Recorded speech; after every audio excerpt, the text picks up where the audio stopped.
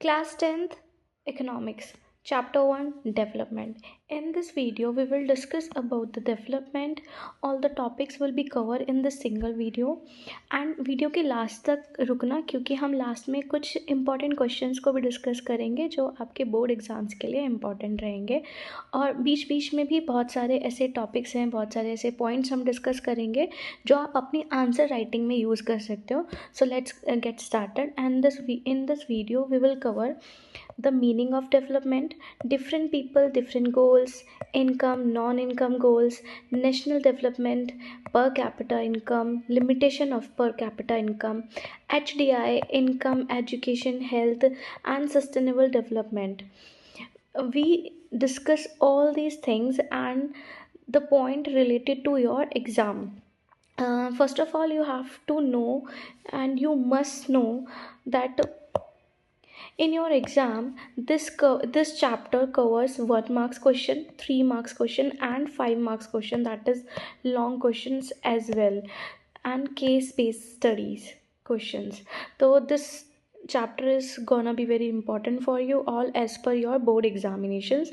So first topic is what does development means. Development means improvement in quality of life. मतलब कि आपकी life में अगर आप ग्रो कर रहे हो, आपकी लाइफ की क्वालिटी में डिफरेंस आ रहा है तो हम उसको कंसिडर कर लेते हैं कि हमारा डेवलपमेंट हो रहा है. बट क्या एक्चुअल में सिर्फ लाइफ क्वालिटी में इम्प्रूवमेंट होना डेवलपमेंट होता है? नहीं. And not even only income will decide कि आपकी लाइफ में डेवलपमेंट हो रहा है या नहीं हो रहा है. इनकम के साथ हमें कुछ बेसिक नीड्स की भी ज़रूरत होती है जिसमें इम्प्रूवमेंट होना ज़रूरी है, जो कि डेवलपमेंट के फैक्टर्स काउंट होते हैं, जैसे हेल्थ हो गया, education, living standard, we will discuss before. So along with income हमें हर सेक्टर में हर एस्पेक्ट से डेवलपमेंट की नीड होती है, वही जाकर डेवलपमेंट कंप्लीट होता है. तो इसका की आइडिया हम लिख सकते हैं या फिर आप नोट करके स्टार बना के एग्ज़ाम में आंसर राइटिंग में लिख सकते हो. डेवलपमेंट इज़ मल्टी डायमेंशनल और it includes many factors.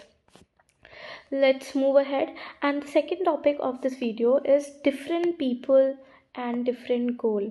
Same thing doesn't mean development for everyone.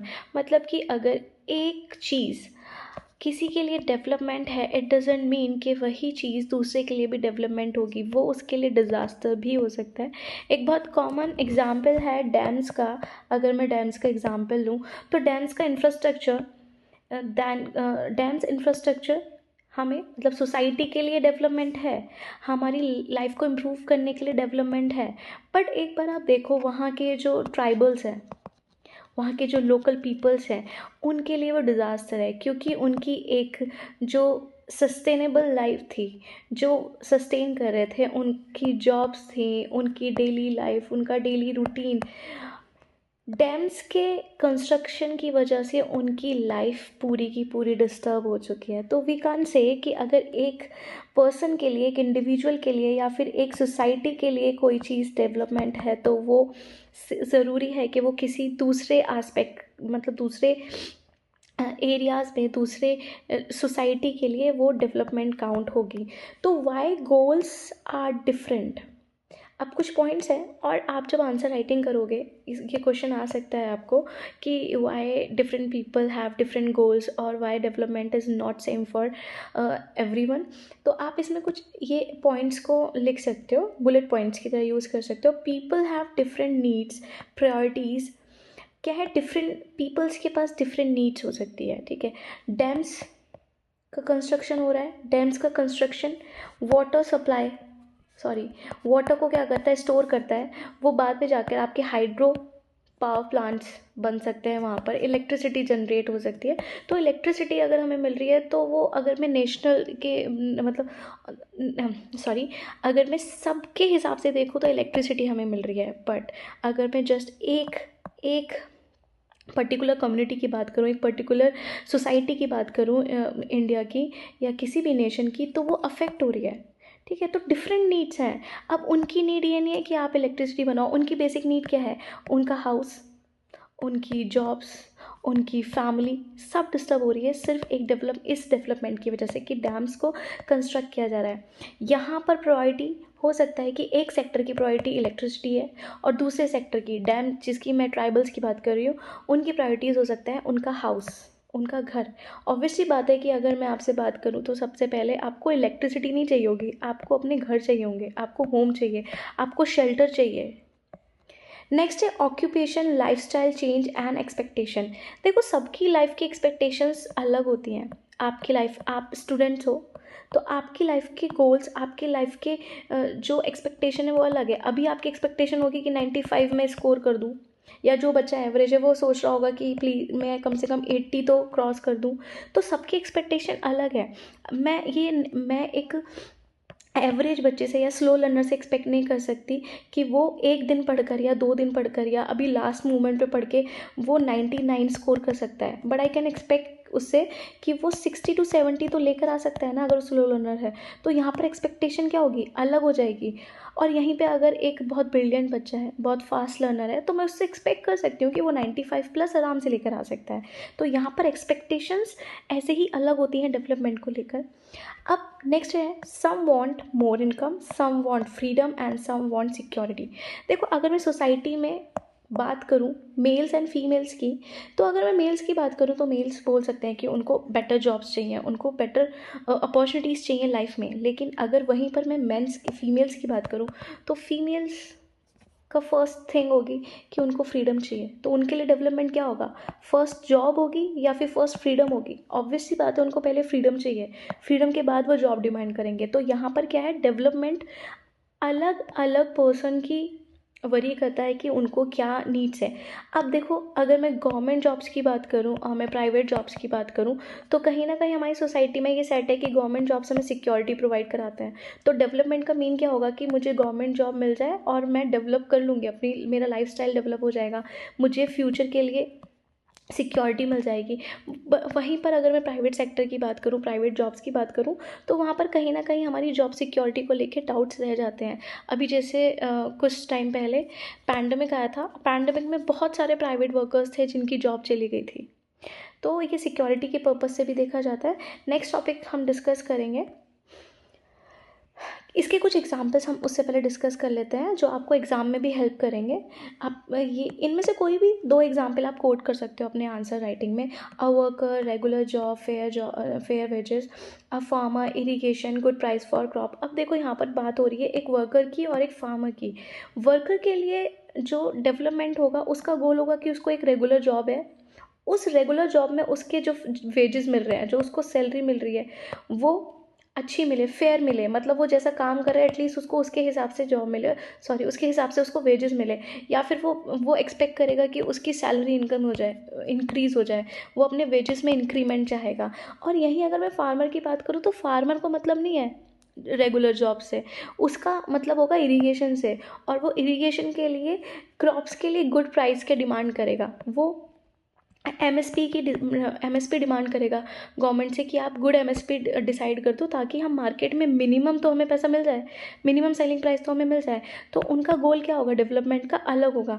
यहीं पर अगर मैं स्टूडेंट्स की बात करूँ तो स्टूडेंट्स को मतलब नहीं होगा रेगुलर जॉब से, इरीगेशन से। उनको क्या चाहिए, क्वालिटी एजुकेशन चाहिए, उनको अपॉर्चुनिटी चाहिए, उनको फ्यूचर अपॉर्चुनिटीज़ चाहिए कि वो आज जो पढ़ रहे हैं, वो आज जो एजुकेशन को गेन कर रहे हैं, वो उनके फ्यूचर में डेवलपमेंट की तरह काम आए। ये नहीं कि कुछ भी मतलब एक जो एजुकेशन सिस्टम है उसमें कुछ ध्यान ही नहीं दिया जा रहा है। एनईपी की अगर मैं बात करूँ तो एनईपी क्या कर रही है, हमारी एजुकेशन सिस्टम को इम्प्रूव कर रही है। आजकल हम टीचर्स को एज अ टीचर हम एनईपी नहीं, एनसीएफ नहीं कंसिडर करता है। टीचर्स को एज अ फैसिलिटेटर देखता है कि आप बच्चे को सिर्फ हेल्प करो, आप उसको उसकी स्कैफोल्डिंग करो। ऐसे ही वुमेंस की बात, जैसे हम लोगों ने अभी डिस्कस किया था कि वुमेंस के लिए जो डेवलपमेंट होगा, उनकी इक्वालिटी, उनकी सेफ्टी, उनकी फ्रीडम पे बात कर रहे हैं हम। आई होप ये इतना क्लियर होगा। आगे हम लोग डिस्कस करते हैं। आगे है हमारा third point, income and other goals. Money matters but not alone. हमने ये वीडियो के स्टार्टिंग में भी बात की थी कि डेवलपमेंट सिर्फ और सिर्फ आपकी इनकम पर डिपेंड नहीं करता है। इनकम के अलावा भी बहुत सारी चीज़ें हैं जिस पे हमारा डेवलपमेंट डिपेंड करता है। जिसके लिए हमने मल्टी डायमेंशनल भी कहा है डेवलपमेंट को। फर्स्ट है मटेरियल गोल्स। मटेरियल गोल्स में हम डायरेक्टली किसकी बात करेंगे, इनकम की बात करेंगे।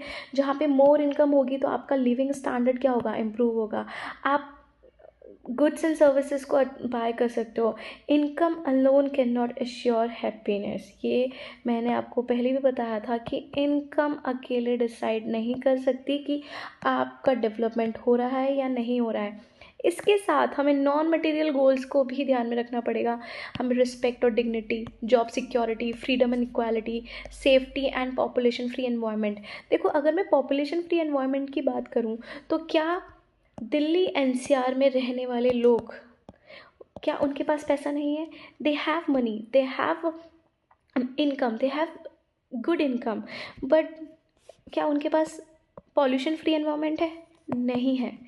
तो डेवलपमेंट का मीन्स सिर्फ आपको जॉब प्रोवाइड कराना, आपको बेटर इनकम प्रोवाइड कराना नहीं है, साथ के साथ आपको good environment, pollution free environment provide कराना भी है। तो हम दोनों चीज़ों को साथ के साथ पढ़ेंगे। और देखिए, एक चीज़ याद रखना कि जब आप इस तरीके के क्वेश्चंस को अटेम्प्ट करेंगे अपने बोर्ड एग्ज़ाम में, तो आप इस तरह से फ्लो चार्ट भी बना सकते हो, और ये बहुत प्रेजेंटेटिव लगता है और आई कैचिंग होता है, जिससे एग्जामिनर को बहुत ज़्यादा डेप्थ में पढ़ने की ज़रूरत नहीं है। वो जस्ट आपका फ्लो चार्ट देखेगा, पॉइंट्स देखेगा, बुलेट पॉइंट्स देखेगा, एंड उसके बेसिस पे आपको अच्छे मार्क्स मिल सकते हैं। इसके लिए आप एक की आइडिया भी यूज़ कर सकते हो, development includes both material and non material. फिर उसके बाद में आप ये सब चीज़ें मेंशन कर सकते हो, फॉर एग्जाम्पल, और to give a better answer in your board exams. Next topic is national development. It's a very important topic in this chapter. यहाँ पर हम क्या करते हैं, कंट्रीज़ को कंपेयर करते हैं, एक कंट्री को दूसरी कंट्री से कंपेयर करते हैं कि कौन सी कंट्री डेवलप है, कौन सी कंट्री अंडर डेवलप है।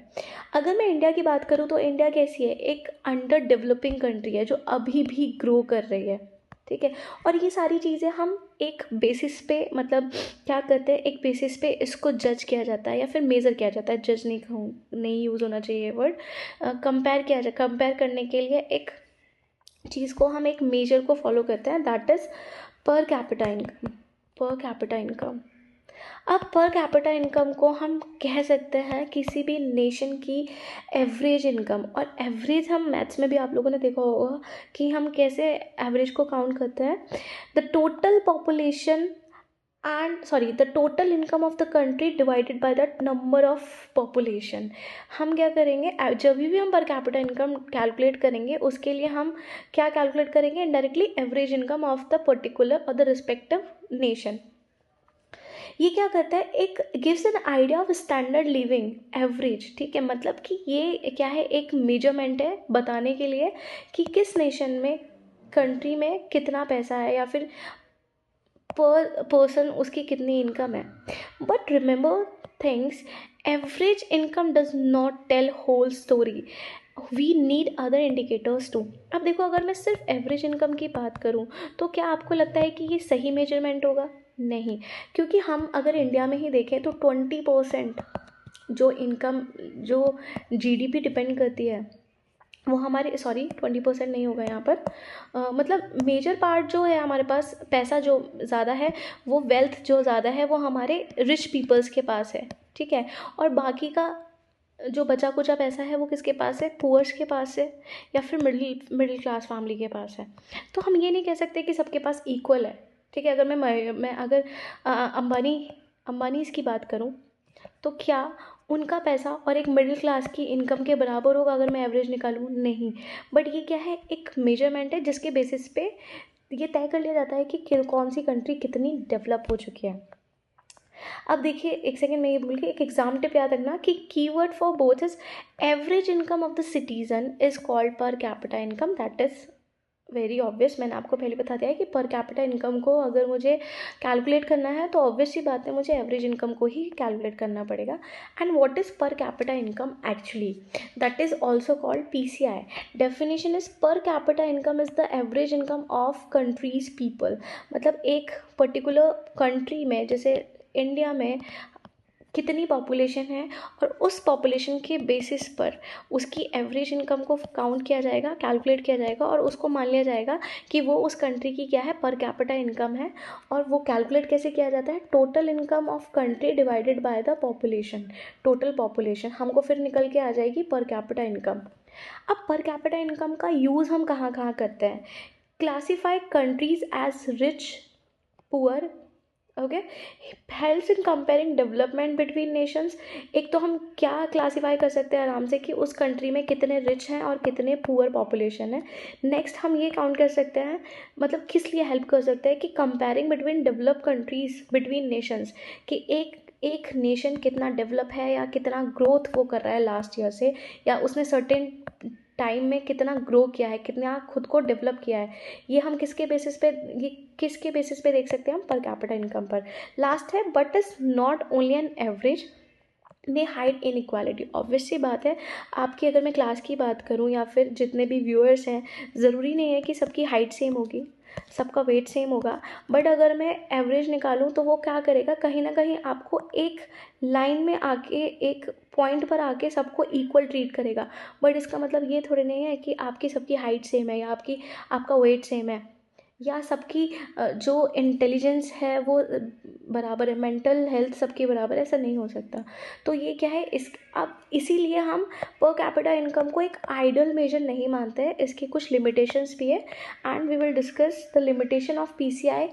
आप एग्ज़ाम में जब आंसर राइट करोगे तो कोई भी पॉइंट आप लिख सकते हो लिमिटेशंस में। वैसे मैंने 4 दिए हुए हैं, आप 3 पॉइंट्स लिख सकते हो, इनफ होते हैं। 4 भी लिखना चाहो तो लिख सकते हो। इसकी लिमिटेशन क्या है, does not show income distribution, मतलब कि क्या कर रहा है, ये इक्वल डिस्ट्रीब्यूशन को शो नहीं कर रहा है, ये एक नेशन की इनइक्वालिटी को शो करता है कि किस तरीके से जो डिस्ट्रीब्यूशन है वेल्थ का, इनकम का, वो क्या है, अलग है, और एक तरीके से सबको ये एक ही स्केल पर आकर स्टॉप कर देता है। नेक्स्ट है, ignore health, education and living standard. ये सिर्फ इनकम के बेसिस पे डिसाइड करता है पर कैपिटा इनकम। यहाँ पर जो इनकम की अदर बेसिक नीड्स थी, जो हमने जो हमने वीडियो के स्टार्टिंग में भी डिस्कस किया था कि डेवलपमेंट सिर्फ इनकम के बेसिस पे हम कैलकुलेट नहीं कर सकते, हमें इसके अलावा कुछ बेसिक नीड्स की भी ज़रूरत होती है, जहाँ पर हम लोगों ने हेल्थ, एजुकेशन और लिविंग कंडीशंस की भी बात की थी। नेक्स्ट है इसका एक limitation, does not consider pollution, environment damage. वहीं जो अभी हम लोगों ने एनसीआर का एग्जाम्पल लिया था कि एनसीआर एक तरीके से इंडस्ट्रियल एरिया है, एक हब है, जॉब हब है, पता नहीं इंडिया भर से, दुनिया भर से यहाँ पे लोग जो पर्सन है यहाँ पे जॉब करने आते हैं। स्टिल वहाँ पर जो पॉल्यूशन है वो क्या है, वर्ल्ड की पॉल्यूटेड सिटी हमारी न्यू दिल्ली है, एनसीआर, ओके। तो यहाँ पर क्या है, ये इस चीज़ को कंसिडर ही नहीं करता। यहाँ पर सिर्फ किसकी बात कर रहा है, वो इनकम की बात कर रहा है। अगर दिल्ली की बात करूँ मैं तो ऑब्वियस सी बात है कि यहाँ पे पर कैपिटा इनकम क्या होगा, यहाँ का पर कैपिटा इनकम ज़्यादा होगा। बट अगर मैं पॉल्यूशन की बात करूँ तो पॉल्यूशन भी यहाँ पर ज़्यादा है। नेक्स्ट है, average can be higher even if most people are poor. See, मैंने क्या बोला था कि एक लाइन पर आकर क्या करता है, सबको मेजर करता है। मतलब कि एक लाइन सेट कर दी है इन्होंने कि ये एवरेज है, तो सबको माना जाता है कि आसपास ही सबकी इनकम होगी। बट ऐसा नहीं है, क्यों, क्योंकि हमारे इंडिया में रिचेस्ट जो हैं, जो रिच है वो और ज़्यादा रिच होते जा रहे हैं, और जो पुअर है और ज़्यादा पुअर होते जा रहे हैं।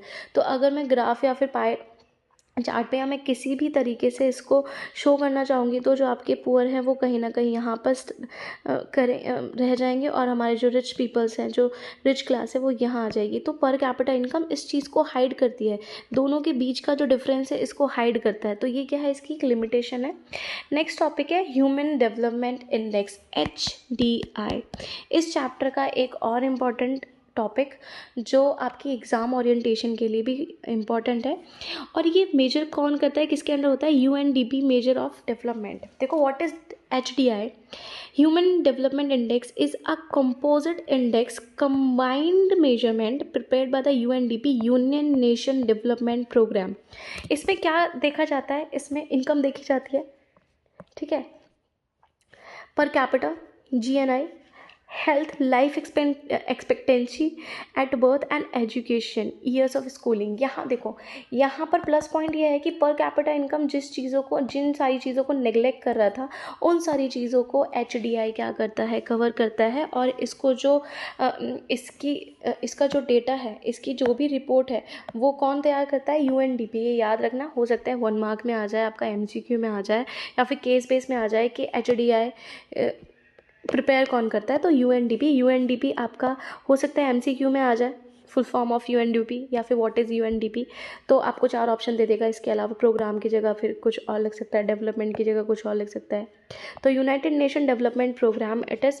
And next and the last topic of this chapter or of this video is sustainable development. देखो, हम जब भी सस्टेनेबल की बात करेंगे, सस्टेनेबल हमेशा आपकी फ्यूचर जनरेशन से रिलेट करेगा। मतलब कि किसी भी चीज़ को इस तरीके से यूज़ करना, या किसी भी चीज़ को इस तरीके से प्लान करना कि आपकी फ्यूचर जनरेशन के लिए भी वो बच जाए, या फिर फ्यूचर जनरेशन का सोचकर हम उस डायरेक्शन में काम करें। तो मीनिंग क्या है? Development that meets presents needs without harming future generations needs, use resources carefully, save environment. देखो, अभी मैंने बताया कि सस्टेनेबल डेवलपमेंट का मतलब होता है कि किसी भी चीज़ को इस तरीके से प्लान करना। लेट सपोज मैं अगर रिसोर्सेज की बात कर रही हूँ, तो रिसोर्सेज का हम यूज़ कर रहे हैं, ऑब्वियस सी बात है कि हम यूज़ करेंगे, बट उसको इस तरीके से यूज़ करना कि जो फ्यूचर जनरेशन है वो उसके लिए भी बचा रहे। लेट सपोज कि आपको भूख लगी है, ठीक है, और आपको भूख लगी है तो ऑब्वियस सी बात है कि आप क्या करेंगे? खाना खाएंगे। ऐसा तो नहीं करेंगे, चलो खाने का छोड़ो, पानी का लेते हैं, वाटर। आपने हर जगह देखा होगा, save water, save electricity. Water का एग्जाम्पल लेते हैं। अगर आपको प्यास लगी है तो ऑब्वियस सी बात है कि आप क्या करोगे? इनटेक करोगे वाटर का। अब ऐसा तो करोगे नहीं कि नहीं भाई, फ्यूचर जनरेशन है, सस्टेनेबल डेवलपमेंट है, तो फ्यूचर जनरेशन के लिए मुझे पानी बचाना है, तो आप पानी नहीं पियोगे। नहीं, सस्टेनेबल डेवलपमेंट का मतलब यह है कि आप अपनी नीड्स को पूरा करो, बट उसको इस तरीके से कंप्लीट करो कि उसको वेस्ट मत करो। और जो वेस्ट नहीं करके हम क्या करना है? फ्यूचर जनरेशन के लिए सेव करना है। मतलब कि पानी पी लो भाई, एक गिलास प्यास लगी तो पी लो। ऐसा नहीं है कि एक गिलास प्यास लगी आपको और एक बाल्टी भर के पूरा वेस्ट कर दिया, वैसा भी नहीं करना, सेव करना है, ठीक है। अब इसका कुछ एग्जाम्पल है, सेव वाटर एंड इलेक्ट्रिसिटी, जो मैं आपको एग्जाम्पल दे चुकी हूँ। Use renewable energy like solar and wind. And आज के टाइम में आपने देखा भी होगा कि जो आजकल इवन हाउस होल्ड में भी हम सोलर पैनल्स का यूज़ कर रहे हैं, इलेक्ट्रिसिटी में हम सोलर पैनल का यूज़ कर रहे हैं। और सोलर एंड विंड ऐसा रिसोर्स है जिसको वापस से रीजनरेट किया जा सकता है, बहुत टाइम टेकन नहीं है। तो हमें रिन्यूएबल एनर्जी का यूज़ करना चाहिए। Plantation, controlling pollution, plantation, afforestation, deforestation को रोक दो। एनवायरनमेंट को किस तरीके से हम सेव कर सकते हैं, वो सारी चीज़ें इसमें इंक्लूड हो जाएंगी। हमें पॉल्यूशन कंट्रोल करना है, बोलते हैं व्हीकल्स को कम यूज़ करो भाई, कम यूज़ करो। NCR में तो वैसे भी इस चीज़ को ध्यान में रखना चाहिए। Avoid over use of ground water. देखो, अभी तक तो सारी चीज़ें ठीक है, लेकिन अब हमारा वाटर के एस्पेक्ट में अगर मैं देखूं, तो हमारा जो ग्राउंड वाटर लेवल है वो क्या हो रहा है? डिक्लाइन हो रहा है। अभी कुछ टाइम पहले केरला में ये देखने को मिला कि केरला क्या कर रहा है? अपनी सारी रोड्स को कंक्रीट की बना रहा है, ठीक है। वो डेवलप तो हो रहा है, डेवलपमेंट हो रहा है, नो डाउट। केरला को देखोगे तो आप इंडिया की one of the best states में मैं काउंट कर सकती हूँ, जहाँ पे इंफ्रास्ट्रक्चर क्या है? बहुत अच्छा है, एजुकेशन बहुत अच्छी है, सब चीज़ अच्छा है, जॉब अपॉर्चुनिटी वहाँ पे अच्छी है, वहाँ का द वे ऑफ लिविंग बहुत बढ़िया है। But due to the infrastructure, concrete roads की वजह से जो वहाँ का ग्राउंड वाटर लेवल है वो क्या हो गया? बहुत डाउन हो गया। तो वहाँ पे केरला में आप कंपलसरी हो गया है कि रोड्स की साइड में या फिर आप अपने घर के आसपास में एरिया छोड़ोगे जिससे पानी, ग्राउंड क्या करे? पानी को ऑब्जर्व कर सके, रेन वाटर को ऑब्जर्व कर सके। तो इस चीज़ को अवॉइड करना है, हमें वाटर सेव करना है। इसके बहुत सारे मेजरमेंट्स होते हैं, वो आपका होमवर्क भी मैं बोल सकती हूँ, और ये क्वेश्चन आता भी है सस्टेनेबल डेवलपमेंट का आपका क्वेश्चन बोर्ड्स में, तो ये इंपॉर्टेंट है आपके बोर्ड एग्जाम की वजह से। अब देखो, हम डिस्कस करते हैं बोर्ड एग्जाम में मोस्ट एक्सपेक्टेड क्वेश्चंस जो आ सकते हैं इस चैप्टर से। 1 मार्क में define development, what is per capita income, name the organization that is publish HDI। देखो, मैंने आपको वीडियो में भी बोला था कि ये क्वेश्चन हो सकता है कि आपको आए, और ये आया भी है। ये PYQ है, मोस्ट एक्सपेक्टेड क्वेश्चंस भी हैं, और इनमें PYQ भी इंक्लूड है जो आपके क्वेश्चंस पूछे गए हैं। Right 1 non income indicator. आपको कोई भी नॉन इनकम इंडिकेटर बताना है जिसके बेसिस पे हम क्या डिसाइड करते हैं कि हमारी कंट्री का डेवलपमेंट हो रहा है या नहीं, जो कि HDI कवर करता है, पर कैपिटा इनकम कवर नहीं करता। अब नेक्स्ट है, इसमें 3 मार्क्स में आपसे किस तरह कौन कौन से क्वेश्चंस पूछे जा सकते हैं। देखो, एक चीज़ याद रखना कि आपकी लैंग्वेज अलग हो सकती है, बट जो उसका कोर मीनिंग होगा वो आपको यही सब मिल जाएगा, ठीक है। क्वेश्चन आपको घुमा के दे सकता है, क्वेश्चन की लैंग्वेज चेंज हो सकती है, बट आंसर आपको इसी तरीके से लिखना है। जैसे why is average income use to compare countries, क्योंकि पर कैपिटा इनकम क्या है, एक इंडिकेटर है जो डिसाइड करता है, कंपेयर करता है और एक मेजरमेंट प्रोवाइड करता है जिसमें हम कंपेयर कर सकते हैं कंट्रीज़ को। नेक्स्ट क्वेश्चन है, explain any 3 limitation of PCI। ठीक है, मतलब PCI मतलब पर कैपिटा इनकम। मैंने आपको वीडियो में भी हमने डिस्कस किया है, देखिए यहाँ पे मैंने बताया था लिमिटेशन है। यहाँ मैंने 4 पॉइंट्स दिए हुए हैं, आप 3 पॉइंट्स इसमें से कोई भी 3 पॉइंट्स को मेंशन कर सकते हैं अपने आंसर में। नेक्स्ट है आपका, what is HDI, right it's component. हम लोग what is HDI, human development index, हम डिस्कस कर चुके हैं। इसके कंपोनेंट्स भी हम डिस्कस कर चुके हैं, जहाँ पर हम बात करते हैं इनकम की, नहीं बात करते हैं, बाकी फैक्टर्स भी हम डिस्कस करते हैं। अब लॉन्ग क्वेश्चंस में 5 मार्क्स में कौन कौन से क्वेश्चंस पूछे जा सकते हैं, ये है explain development and different goals with example. हम लोगों ने स्टार्टिंग वीडियो की स्टार्टिंग में ही ये चीज़ डिस्कस की हुई है कि कौन कौन से गोल्स अफेक्ट करते हैं डेवलपमेंट को, और उसके एग्जाम्पल भी हम लोगों ने देखे हैं। नेक्स्ट है पर कैपिटा इनका इम्पोर्टेंस एंड लिमिटेशन। अब देखो, लिमिटेशंस तो मैंने यहाँ पर भी कवर करवा दिया आपका, वहाँ पे भी एक्सप्लेन कर दिया। इम्पोर्टेंस क्या है, मेन इंपॉर्टेंस इसका यह है, क्या है, एक ये मेजरमेंट है जिसके बेसिस पे हम क्या कर रहे हैं, कंट्री को कंपेयर कर रहे हैं, डेवलपमेंट कंट्री का डेवलपमेंट हम क्या कर रहे हैं, कंपेयर कर रहे हैं। Last question, explain sustainable development with example. हम लोगों ने अभी डिस्कस किया है what is sustainable development, meaning भी है और इसके एग्जाम्पल्स भी हैं।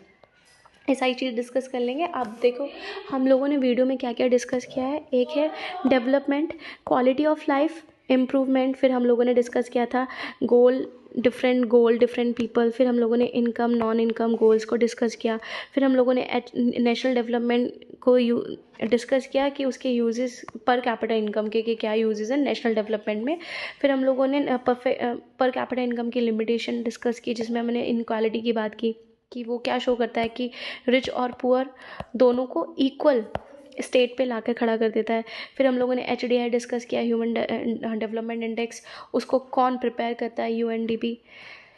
इनकम और उसके क्या क्या कंपोनेंट है, इनकम है, एजुकेशन है, हेल्थ है, और लास्ट में हम लोगों ने डिस्कस किया सस्टेनेबल डेवलपमेंट, जो कि प्रेजेंट की नीड्स को भी फुलफिल करता है और फ्यूचर जनरेशन के लिए बचा के रखता है। I hope this chapter is मतलब समझ में आ गया होगा आपको। Best of luck for your exams and bye bye.